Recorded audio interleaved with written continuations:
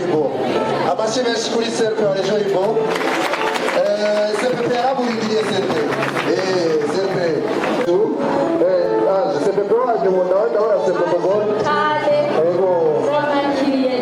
Ni byiza bose bakaba bari izume. Cyo kintu gihambaye cyane. Bose bari izume. Ni byiza cyane.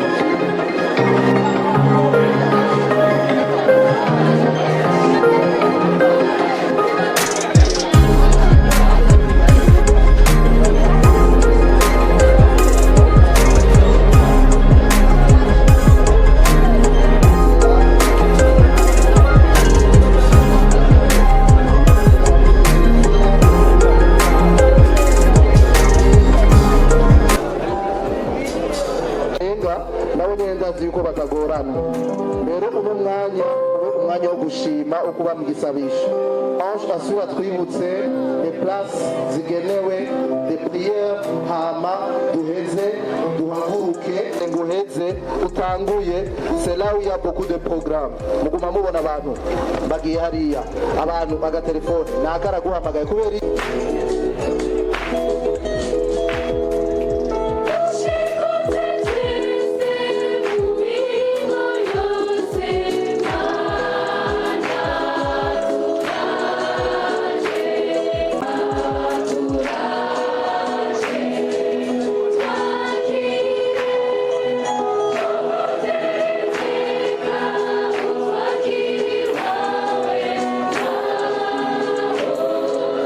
Happy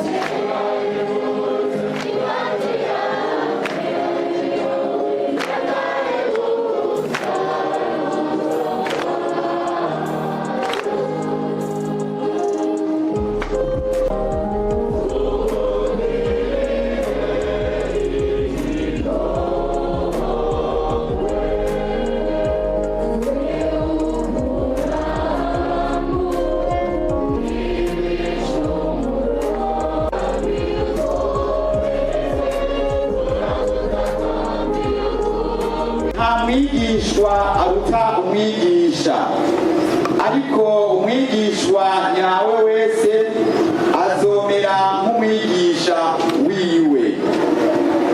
Ni kuki ubona agatosi kari mu jisho rya mwene wanyu ntubone urugiga ruri mu ryawe? Kibure.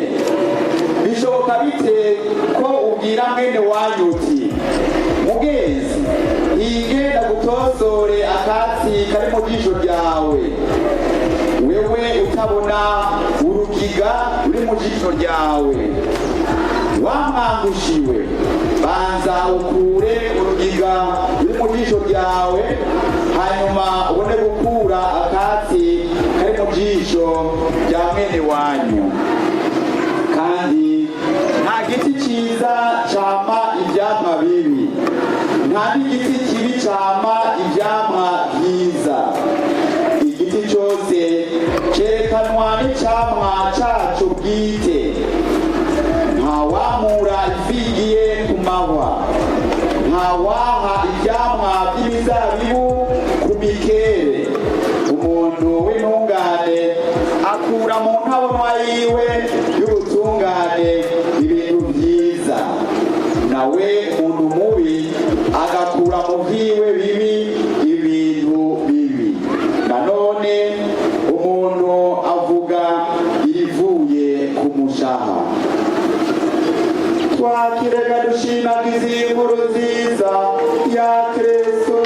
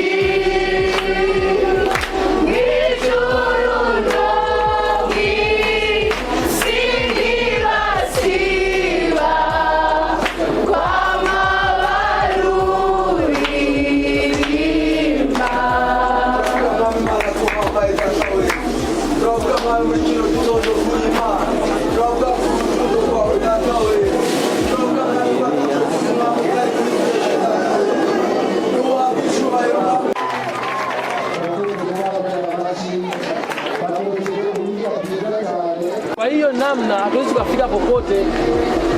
Tazameni mfano mmoja. Tulijaliwa mwakani tukapata commissaire regional ambaye ndio D hapa. D alitolewa mgrupu ya club de scout musulman, ndio alichaguliwa wakamfanya commissaire regional. Sasa nyinyi kama mtaka kutetea Uislamu lazima mwe hivi vitengo wa commissaire regional, lazima mwe wa commissaire national, lakini sio kwa mdomo, ni action. Sisi tunamjua yote sisi sote hapa. Walisemaga le devoir dans school commence à la maison. Kwa nini? Ukitaka watu wa kuheshimu kwanza wewe mwenyewe kwanza fanya nini? Wewe mwenyewe jiheshimu. Kabla mskuti ndo adabu tele. Adabu nzuri nyingi. Ndio maana kila siku nakwambia kila siku par action, kila kitu ambacho unazungumza kwa watu sio vitendo. Sasa kwa hiyo leo tunazungumza kama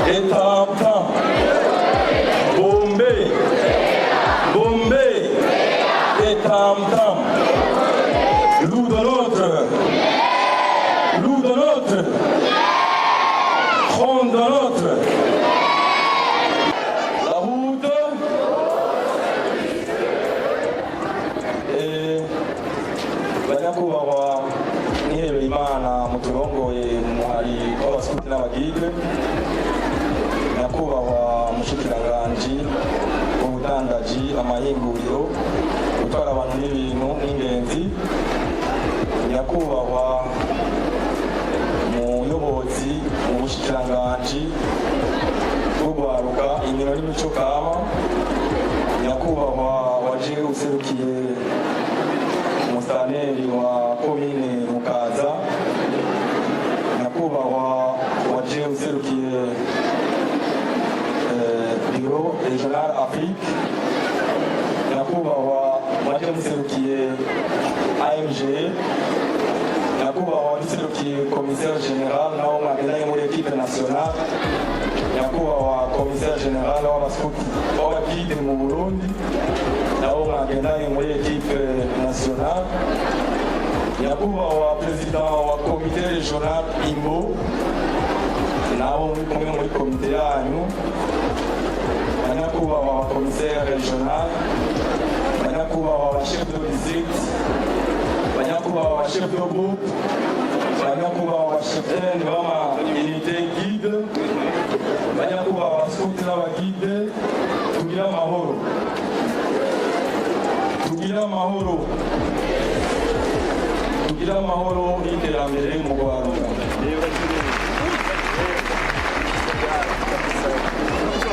N'umunsi uhimbaye cyane, n'umunsi w'akanyamuneza ku baskuti n'abagide bo mu ntara y'Imbo no muri province ya Bujumbura Meri, kubona turiko turasozera ukwezi kwahariwe abaskuti n'abagide. Uko kwezi twari twakugize mu ntumbero yo guhimbaza imyaka 165 uwatanguje umuhari w'abaskuti n'abagide abayeho. Ndasabye agacerere abari ngaha iburyo bwanje, agacerere. Muri kuno kwezi twakoze ibintu byinshi, twaronse umwanya wo kwirimbura. Abasaserdoti b'umugama badusomeye imisa, eka n'abandi bose bagiye baremesha ibisabisho, batubwiye yuko uno munsi ari umunsi wo kwiyumvira no kwirimbura. Rero nk'abaskuti n'abagide twagize indagano zo kwama dufasha abatugana bose, zo kwama dukorera igihugu, twararonse akaryo ko kuraba yuko izo ndagano tukizigendera. Rero n'ahacu ho kumva yuko dufise igikorwa twemeye, dufise ideni kubera yuko twemeye kuba abaskuti umukama bikunze ubuzima bwacu bwose. Rero nifurize umunsi mukuru mwiza abaskuti n'abagide bari ngaha, mu kubakengurukira kubona mwarateye akamo murongoye kuva muri base gushika hejuru mu bikorwa byose byagiye biraba. Rero bino bikorwa byabaye muri kuno kwezi, ariko turabahamagarira kugenda tubibandanya aho tubaye mu kibano iwacu, dushira imbere na cyane cyane icyo kivugo cy'umwaka. Sinagisigura rwose, Patiri yagisiguye. Scoutisme, centre d'autonomisation communautaire, tugerageze kwerekana icyo tumaze mu kibano iwacu, ni naho bazotumenya icyo twemeye. Nitwa abaskuti ba Bombe, nitwa abaskuti bo kwambara furaha no gusoreka gusa, ariko tuba abaskuti b'akarangamutima bagendera iragi Baden Powell yadusigiye muri dernier message yiwe. Yatubwiye ati imihindura isi tuyisiga ni nziza gusumba uko twayisanze. Rero singekeranya ko tuzobishikako kubera yuko turabishoboye. Igituma tubishoboye, turafise inguvu, tukaba dufise n'uwuziduha kuko dufise Imana. Rero nagomba ntera akamo abaskuti bose bari ngaha yuko twoguma kuri iryo banga ryo gukunda umuhari no kuwukorera no kuwusasagaza aho duherereye hose. Ni muri iyo ntumbero rero mu ishyirahamwe ry'abaskuti mu ndinganizo nshasha y'amategeko begereje ubutegetsi abaskuti. Ndagira mfata akanya ndabereke abo dusangiye kurongora intara y'Imbo mu baskuti. Dufite amadistrikiti 3 nk'uko amategeko abidusaba, distrikiti imwe ku komine. Turafite uwutwara distrikiti Ntahangwa mu baskuti, n'uwutwara distrikiti Mukaza, n'uwutwara distrikiti Muha. Ndabasabe bahaguruke baramutse abaskuti n'abagire bari ngaha, abashefu b'igihugu musanzwe mubazi, abamambure babone ingene intwaro ziginda mu baskuti. Bari hagufi begere imbere ya bandebole bababone.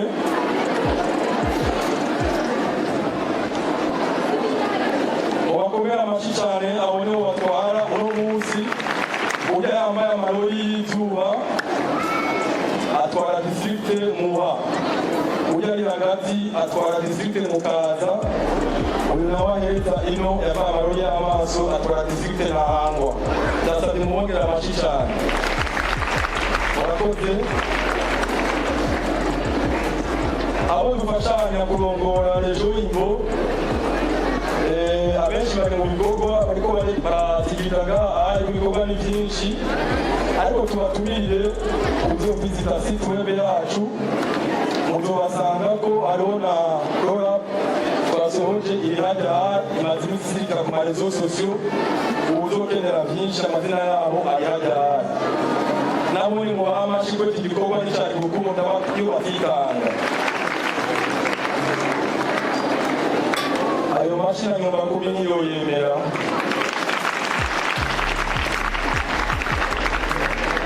Murakoze cyane. Rero mu gusozera rino jambo ndagomba mfata akanya ngengurukire tuva mu mutima abantu mubona bambaye imipira isa, n'abantu bahurukiye mu rwego rw'abavyeru n'abaganzwazo. Nabone bahaguruke baramutse abaskuti n'abagire bari ngaha jiste mu kwapepera. Abaskuti n'abagire nabo bakomera amashyi cyane kubera yuko n'abantu badufata mu mugongo cyane, baratwaye amagrupe batuguma hagufi. Tubasabe bahaguruke baramutse abaskuti bababone. Les grands oiseaux et les verrous, merci beaucoup, merci.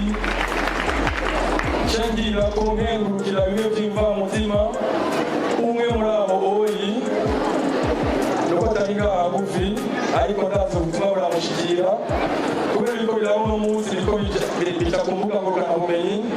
Ndazi yuko ashobora kubikurikirana umwanya n'umwanya. Ndamushimira spesialement kubera yuko ariwe yaduterereye amafaranga ya hébergement ya site web Region Imbo ikoresha. Ndabasabye mumukomere amashyi yitwa Isus Giraffe. Etamtam Bombe. Akamo ka gatatu nagomba mpereze ko nagomba nera akamo abantu bose bazi ko ari abaforomateri. Umuntu wese ko ari umuforomateri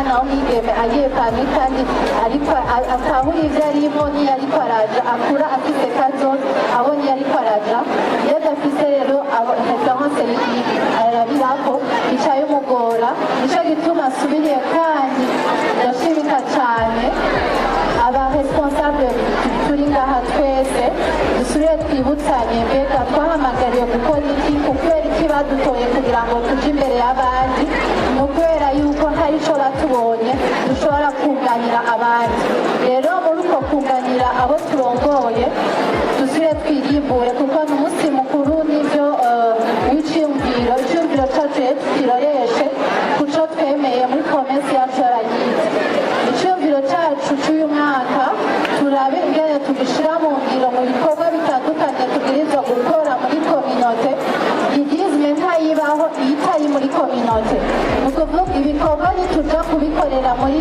lokale y'abagize gusa tubwirizwa kujamo aho tubaye kugira ngo dushobore kubateza imbere kubagira neza gusa uko twahasanze kuko uwatanguje umwari w'abagize n'abasuti ku isi yose yabidusabye yego iyo mesaje ya mbere nashaka guhamagarira abagize bose n'abasuti kugira ngo dusubire twirimbure dusubire turabe iyo tuko turaja hama twihe iyindi ntumbero nshasha kugira ngo umwaka uza dusuye guhurira nko ngaha nyene canke ahandi tuzaba twahuriye dusubire turabe twishima yuko co twiyemeje twarakiranguye canke twakiranguye ego hama ijambo rya kabiri ni ryo gushima nshimira abadufashije ibikorwa byinshi twagiye turakora muri uku kwezi twahariye abagizi n'abasuti twatanguye itariki zitanu z'ukwezi kwa kabiri hari abantu benshi bagiye badushigikiza ibikorwa badushigikiza uburyo badushigikiza ibikoresho muri abo turashaka gushimira cyane cyane namwe association ça nous concerne tous ni association ifasha cyane ibyerekeye gukingira ibidukikije haraciye imyaka myinshi cyane bafasha province d'Bujumbura na region Sud-Kivu mu kuduha ibiti kugira ngo dushobore kugira icyo twunganira umubyeyi umwe n'icyo turagana ari kimwe ati mu ndagano turagana kandi tuzikiriza nk'ibirori mu munsi mukuru ati ariko ibyo birori tuba twemeye ijambo rikomeye kuba ibyabona no gushingira intahe iminsi yose icyo turaganye ati gutyo tukemera umutima n'umubiri ubwenge bwacu bwose no gushaka kwacu kose ko tuzokwama twubaka amahoro n'iterambere aho umusukuti wese aba tukemera kandi gukunda imana no mu migenderanire yose itugize hamwe n'abantu tukama twerekana ko hari icyo dusumbije urundi rwaruka reka mbere n'amaze gukura ko hari icyo dusumbije abandi ingingo igira kabiri adushyikiriza icivugo cy'uyu mwaka kivuga kiti scoutisme centre d'autonomisation dans la communauté ati mwese abaskuti muzombaze abo rero n'abaskuti bari mu mihari itandukanye urabona amafura atandukanye abana muri sida mugabo taekwondo ikinirwa mu gihugu cyose aho mu makazi atandukanye ntimuzotuye kwiyandikisha niyo taekwondo murabe duheraheze ibirori biko biraryoha arene ndabira basha sigaye ko bamenya gukoma induru mu kigabo naho induru mu kigoro barayize nsigaye mu kigabo naho ibi ntibyoroshe abashaka no kwiyandikisha bafite abana batoya bafite abakuze ushobora kwiyandikisha murondera Noel ukarondera Alain cyangwa ukashika kuri kwa Mixa kuri 14 mukiranira abana batoyi bagira imyezo kwa gatandatu no kwa Mungu no kwa kabiri ariko mu bihe by'uruhuko bukuru haraho encadrement ibera 14 nyene muzobarungike abashaka kwashika twashimiye umutama Mixa president yubawe ahari twashimiye president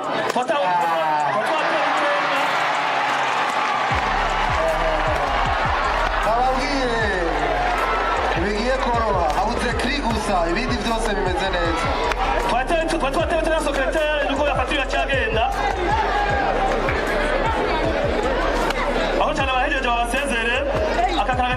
abakeneye ko tuzobandanya muzorondere metre ale izoduga n'umwana w'umuhungu tugira indero y'akarorero mu Burundi bikangire umunsi mukuru mwiza murakoze.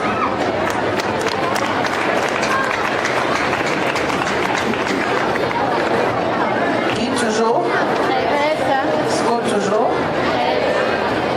Je ne ferai pas de protocole au risque de faire des erreurs, mais je tiens à saluer ici toutes les autorités présentes. Je tiens également à saluer tous les frères scouts et toutes les sœurs guides. Et comme d'habitude, c'est toujours une joie, un honneur pour moi de célébrer la journée mondiale de la pensée avec vous, avec les guides et scouts du Burundi. Je pense que la première fois que j'ai célébré, ça remonte à 2016. C'était ma toute première fois au Burundi. Et j'ai été particulièrement touchée par le fait que c'était ma première célébration de la journée mondiale de la pensée avec les scouts. C'était une chose à laquelle je n'étais pas du tout habituée. Et donc, pour moi, c'était waouh.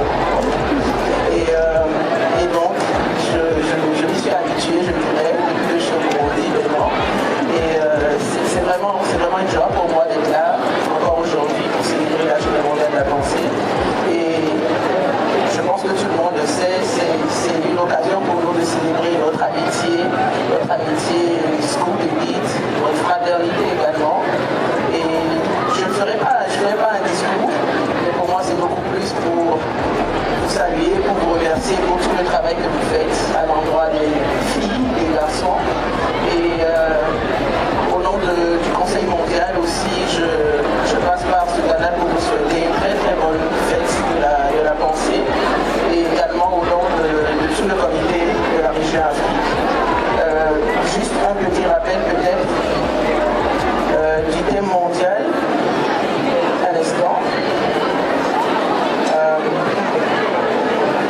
Alors, le thème mondial, c'est votre avenir égal, l'environnement et l'égalité des genres.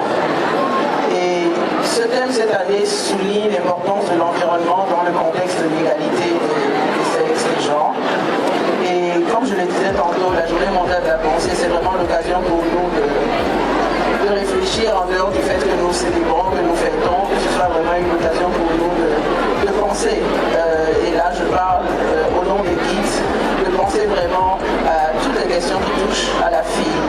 Et bien sûr, il y a une pensée de Baden Powell que j'aime beaucoup et que je vais également vous lire ici aujourd'hui.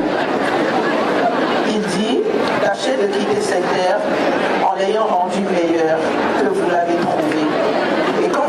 Et quand viendra votre temps de mourir, vous mourrez heureux en sachant qu'à chaque occasion, vous n'avez pas perdu votre temps, mais vous avez fait de votre mieux. » Et je pense que c'est le message que j'ai pour nous encore aujourd'hui, que nous nous assurons vraiment que nous rendons notre environnement meilleur.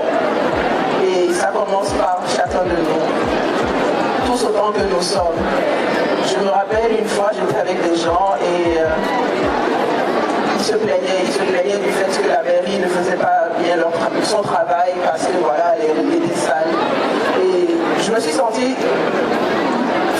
Disons que j'ai rigolé simplement parce que je me suis dit, si chacun de nous évitions de simplement jeter un papier à terre, je pense que la mairie aurait moins de travail à faire. Et donc pour moi, la protection de l'environnement, ça commence par nous-mêmes. Quel est le comportement que nous avons? Et une fois encore, je voudrais cette fois-ci interpeller nous les leaders, que nous éduquions nos enfants, que nous les éduquions pour qu'on laisse un bon héritage quand nous allons quitter cette terre, pour qu'eux aussi soient capables de continuer. Et donc voilà, je pense que j'en ai fini. Je vous remercie et très très bonne fête de la pensée encore à vous. Merci beaucoup, Madame la Présidente du Comité Afrique de la MGE. Ego murakoze hari ikintu twashaka kugira ko duhamagarira abagide n'abaskuti bashobora kudushigikira. Hari ikintu bita su mondiale y'abagide AMGE idutumirira guterera ni ukuvuga iyo su mondial umuntu guide cyangwa umutwitwari wese atanga icyo afise hama tugashobora gukontribuwa mu gufasha amacentre mondial guide ari mu bihugu bitandukanye. Yego icyo gikorwa murabona agaseke ngaho imbere nico kajeje ko kuza kwakira icyo mwifuza gushigikiza abana b'abigeme bari mu bihugu bitandukanye duhereye mu Burundi no ku isi yose kugira bashobore gutera imbere. Tunafashe na association mondiale des guides et des éclaireuses kugira ibandanye ubutumwa bwabo. Murakoze cyane.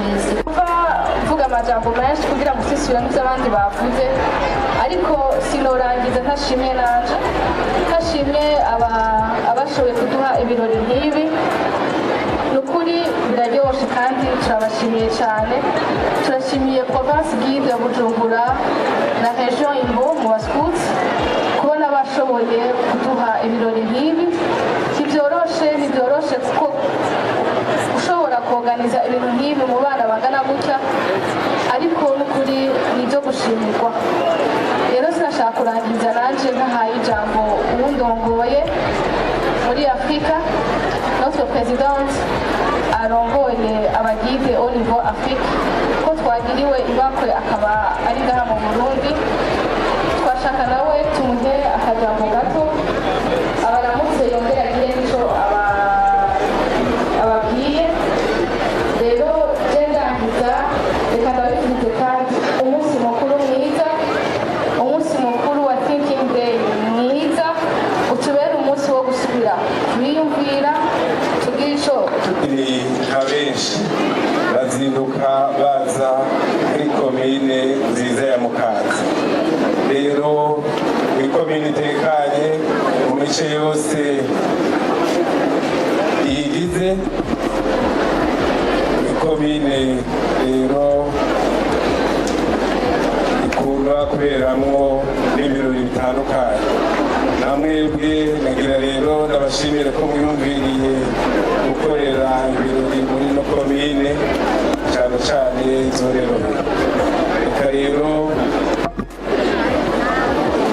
bikaze abashitsi mwatumiye hano, reka bifurize mwese mwaje kugirira ibirori hano kuroranirwa umwanya wose muza kumara hano. Ni kuri ayo majambo y'ikaze no kwifuriza kuroranirwa hano muri kino kibanza nangirije ko ano majambo subira kubifuriza amahoro y'Imana